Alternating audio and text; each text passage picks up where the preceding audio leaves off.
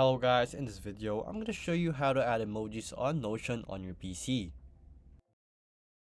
As you can see right here, it's pretty simple. I already made a star system regarding this, so you can see an emoji present right here. So you can check out that video if you want to see that star rating system in our channel. So basically here, just to add some emojis using your MacBook, it's pretty simple.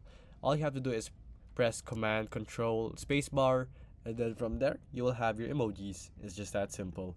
You don't have to do anything complicated that much, or you can search up in your Google some emojicons or emoticons that you can copy paste from the web and then paste it here in Notion. It's just that simple. Notion does not restrict any type of emoticons in its system. As you can see, I have made a star system rating system right here that you want to try on.